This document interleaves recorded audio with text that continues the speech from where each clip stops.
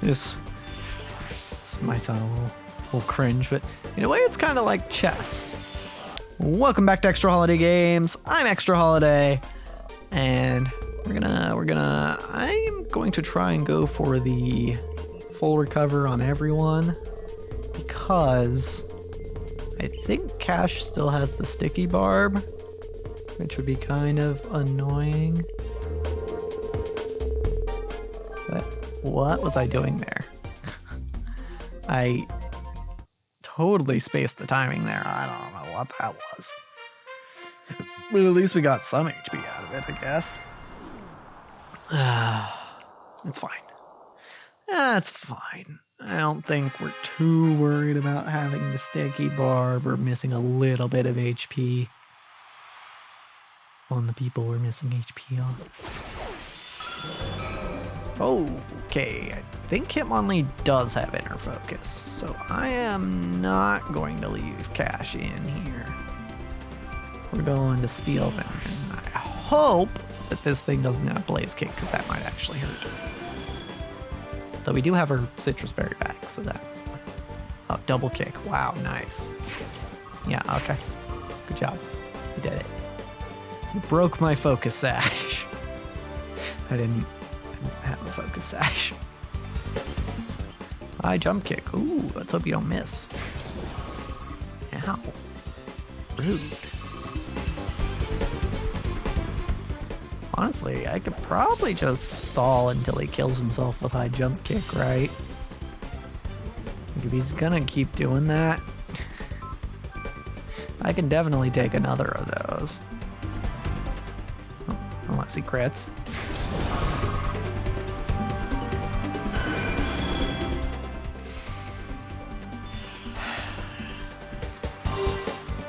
I had to say something. Good thing we have a backup plan.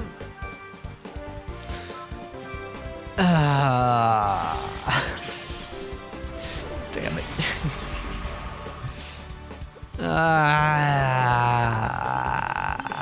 Boy, oh boy, oh boy.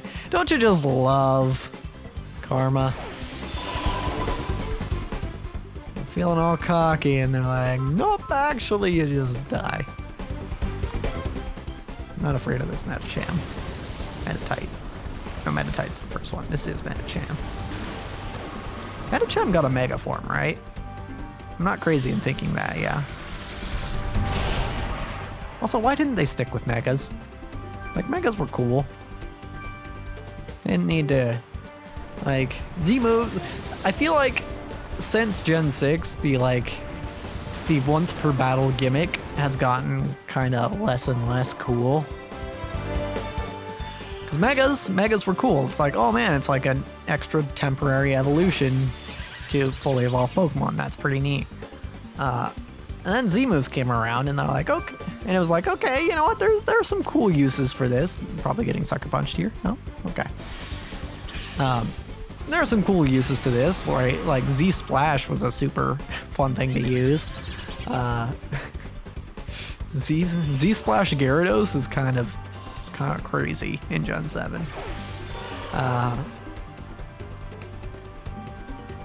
And then Gen 8, they're like, oh yeah, here's Dynamax. You can do it with any Pokemon, and it doesn't require a held item. You know, that's pretty neat.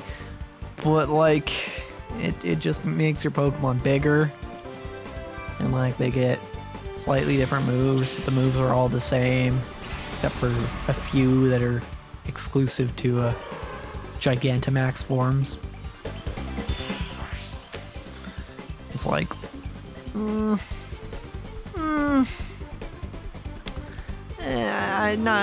a huge fan. Not a huge fan of Dynamax. Z-moves were okay, Megas were cool. And I get what they're doing, right? They're trying to keep each... This is a thing that Pokemon does a lot in their games. Is they try to keep... They try to keep variety, you know? They try to make each generation of Pokemon games feel like its own thing. Right? Because, I mean, one of the complaints that people tend to levy at Pokemon is that, oh, all the games are the same. And really, really, truly, there are common elements. Yes, in all the main series games, you're going through a new region and, well, not necessarily a new region if you're playing the remake, but you're going through a region and you're getting all the badges or beating all the trials in Gen 7's case, and then you fight the Elite Four. Right. The basic gist, the basic structure is the same until you get to Legends Arceus. But, okay, yeah, I still do have the sticky barb. Ugh.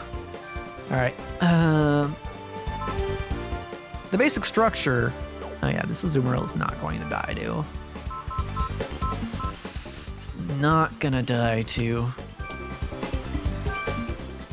a return. The basic structure of a Pokemon game is the same. However, you really, really well and truly cannot say that Game Freak does not try to mix things up, right? That they don't try to make each game different. Even if there's not a new set of Pokemon, they try to, even if there's not a ton of new Pokemon, I should say, because, like, I think, what, did Gen 8 have like 60 or something? 60, 70, maybe 80? Not a ton. Even if there's not a ton of new Pokemon, oh, this is a fantastic scenario for me. It's raining and I have Surf and I'm faster, and this guy has low special defense. Yeah, they really do try and make it different, right? And all these, you know, once per battle gimmicks that they've been doing in the past few generations, that's part of it, right? That is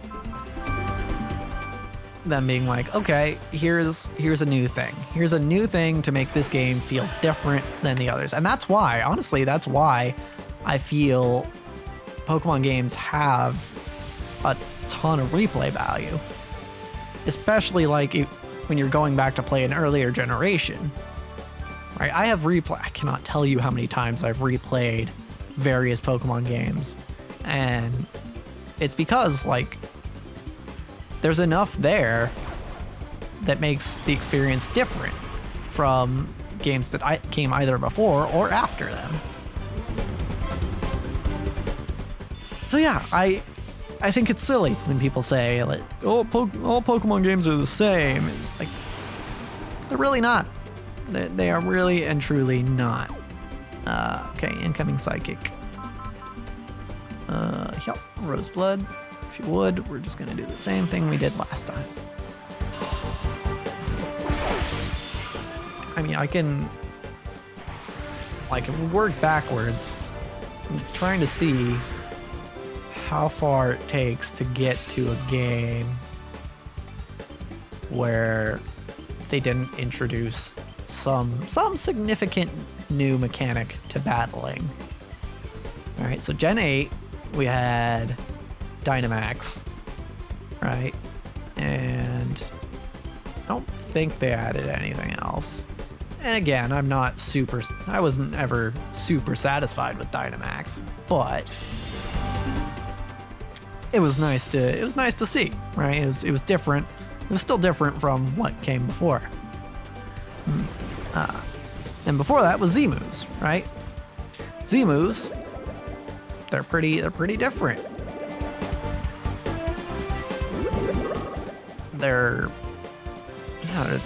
We hadn't seen anything like Z-moves prior. I mean, the most similarity it had to anything was that it required a held item like Mega Evolution does. And Mega Evolution, prior to that, there was the closest you got to like a temporary transformation in a Pokemon game was, I guess like Hone Edge, or what's the last form of Hone Edge? It's not Double Aid, Aegislash. Aegislash is basically, oh wait, no, Aegislash was 6th gen, so that was the same gen as Mega Evolution. So prior to that, I guess it would be like Kecleon, changing types. But like it's not that big a deal. It's not that similar to Mega Evolution.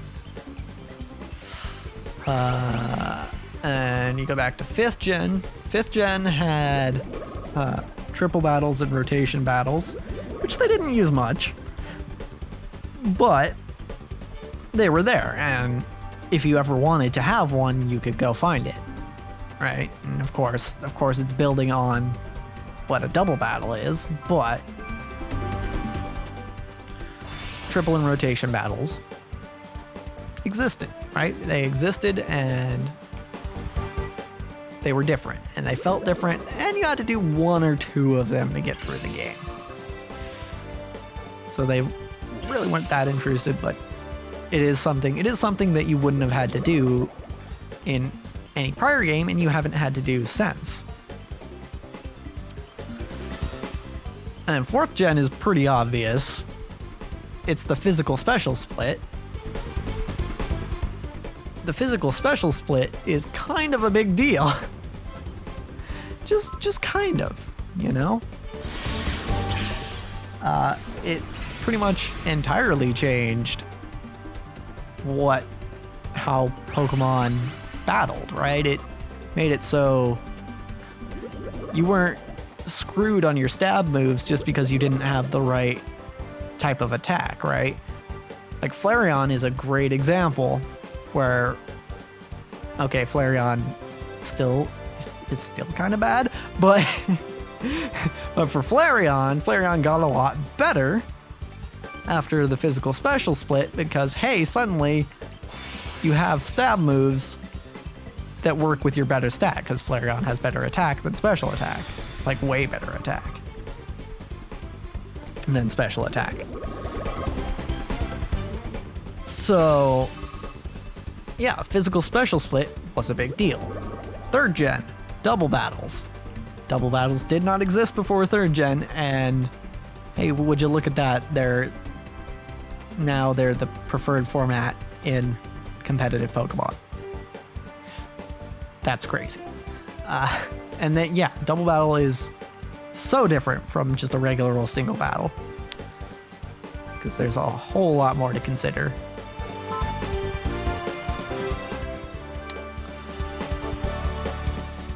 And 2nd gen, you had 2 new types. I didn't even mention Fairy type in 6th gen, but that also happened. 2nd gen, you had 2 new types. You had, I believe that was when they split special into special defense and special attack, because in 1st gen it was just 1 stat, which is why psychic types were kind of OP. Kind of, I say. Incredibly OP in Gen 1. Also, the fact that they had no weaknesses aside from bug, and there were 3 damaging bug moves. Only one of them had more than like 40 power, I think. Yeah.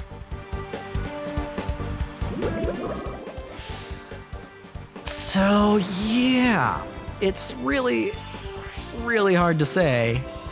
I would say it's really hard to argue. Like, I think if you're someone who, you know, plays maybe like every other gen of Pokemon,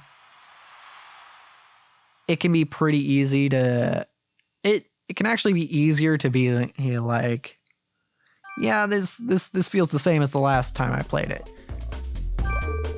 Simply because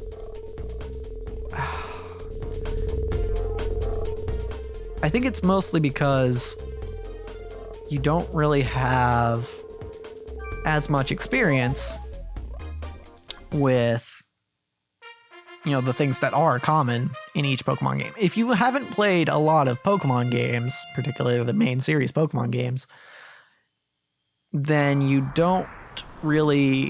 not as used to the new stuff. Kind of blends in with the old stuff more, is what I'm trying to say. if you haven't played a lot. So, yeah, I think that's mostly where those accusations are coming from, you know? I don't think anyone who's played all of the Pokemon games, and of course there's some bias to be had there, but I don't think anyone who's played all of the Pokemon games, all the main series ones, at least one game each gen, you know, would ever tell you, like, yeah, they're all the same. Yeah, I mean, that's kind of a flawed argument, because they would be less likely to have played them all if they thought they were all the same. Also, I wasn't sure that Cash was faster than this Alakazam, but it's good to know that he is. I don't know why I went on this rant, but yeah, it's I don't know. I haven't even heard anyone say that recently. I think I might have heard someone be like, "Oh, it's Gen 9, Scarlet and Violet, it's just gonna be the same, isn't it?" I think I might have heard that like once, but like, chances are no. Oh, I didn't even know Shiftry could learn that. Good thing I switched to Skarmory. Steelman's his name.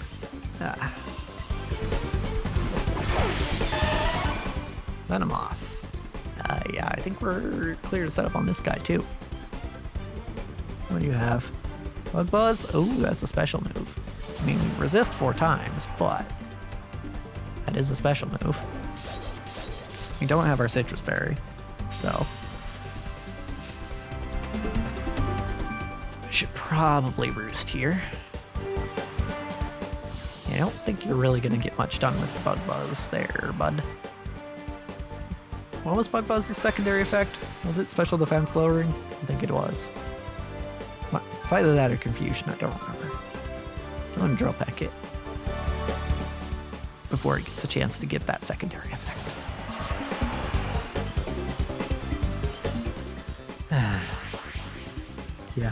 Yeah, no, I guess suffice it to say, I am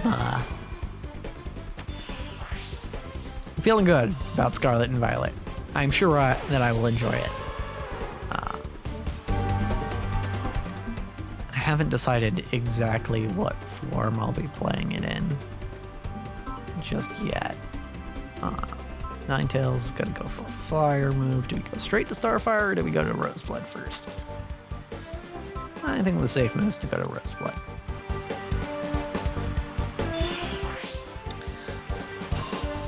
I will say, I will be playing Scarlet or Violet somewhere on the internet. I just don't know whether I'm going to make myself stream it or whether I'll record it for the channel. But you all will have the chance to watch me play the game. However, I won't do the same thing that I did with Sword, where I Nuzlocked it. Frankly, I think that was a bad idea. Like, I enjoyed how it turned out, but I think Nuzlocking a new Pokemon game is, like, you know, right as it comes out is counterintuitive, right? Because when the game comes out, the first thing I want to do, I just want to play it. I just want to play it a whole lot. And a Nuzlocke slows you down, right? Because like, even if you're not doing a ton of grinding, which some Nuzlocks do require, even if you're not doing a ton of grinding, then, you know, you're still fretting over every move, being like, okay, can they kill me? And what are their stats? And do they have anything super effective? And also, a key thing that I have perhaps begrudgingly learned from one Pokemon Challenges, who claims to be the best Nuzlocker in the world, is that one of the keys to doing a Nuzlocke and doing it well is game knowledge. You gotta know the Pokemon, you gotta know their moves, their stats, and then also playing around crits and being patient. That's basically what he preaches as the answer to all your Nuzlocke woes. And with a new game, particularly if you're doing it blind like I did with Sword, that makes it a lot harder. Like I don't want to spoil anything for anyone who might watch this video and then decide that they want to watch my Nuzlocke. But I had a little trouble at some points. a little bit of trouble. Yeah.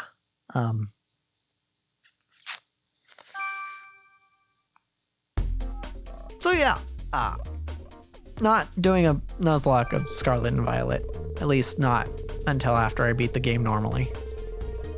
And it will probably be the first playthrough that you all will see either on this channel or on stream. Honestly, I don't know what would get me through the game faster, because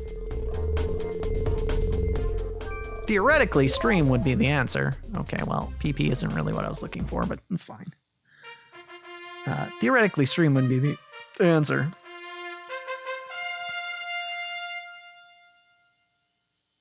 But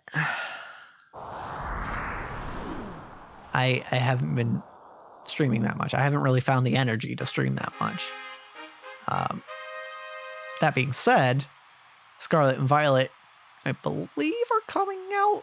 I could be wrong, but I believe are coming out this holiday season. So probably like November time frame.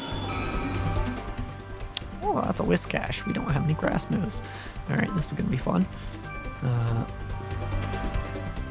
So yeah, I'm probably coming out November-ish, which means I'll be done with this class for my college education, which is my last class. It's the last class that I need, as long as I pass my Japanese fluency test. I'll be done with this class that I'm currently in. And so, that'll free up a little bit of time. But even when I wasn't in class, taking classes, I'm really annoyed by the sticky barb. I'm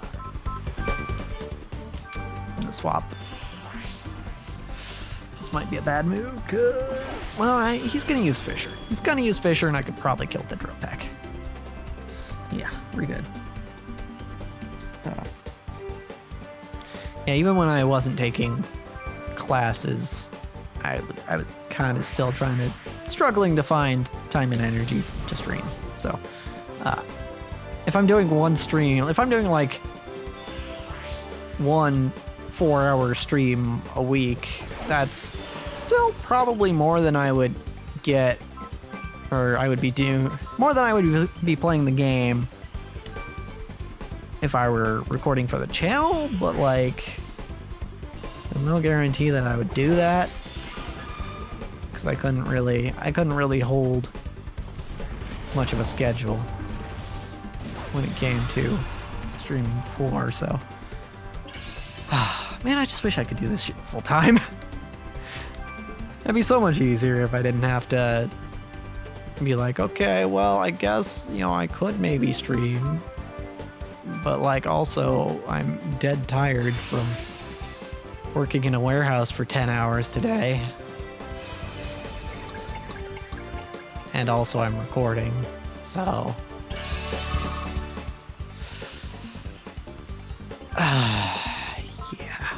Yeah, I wish I had more time. I wish I spent less time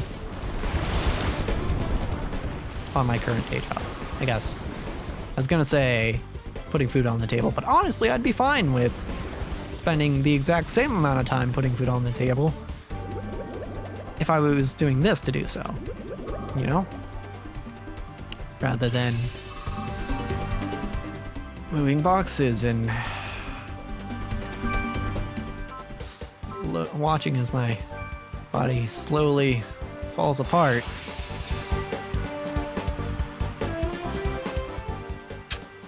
Yeah, this job isn't very good for me physically. I can. Part of me when I started this job was like, you know what? It's a physical job, sure. It's a very physical job. I think he's gonna go for surf.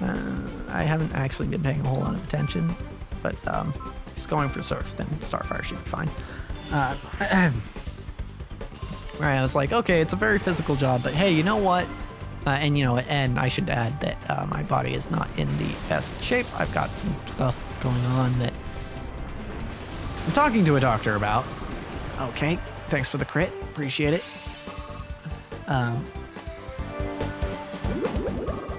Yeah, so my body is not the healthiest around. Even were I to get more exercise, eat better. Oh, right, Trick Room is still up. She is. That's awkward. Trick Room gone yet?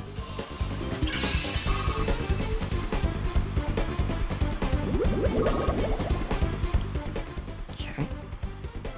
Okay, cool. Thank you. Now I can send in Tico.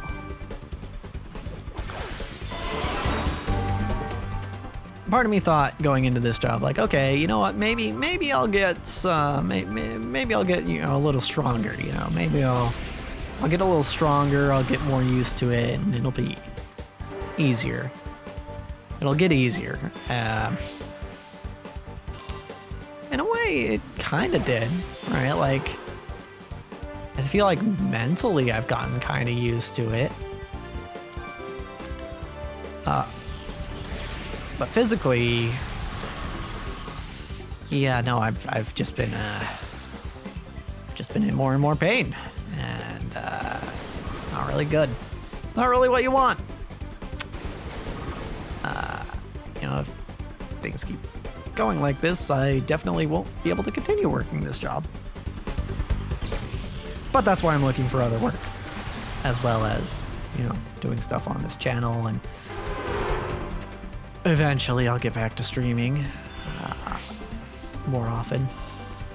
I did do a stream somewhat recently of Legends Arceus.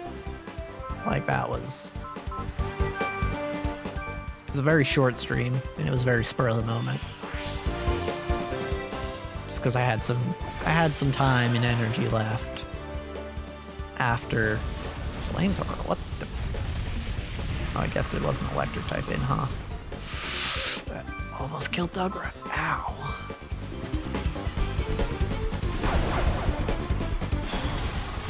Yeah, I don't know. I'm working on it. It's not great currently, but I'm working on it. There was a specific way I was going to work on it, but I think I'll have to tell you more about that next time. Because as for this episode, that's a wrap.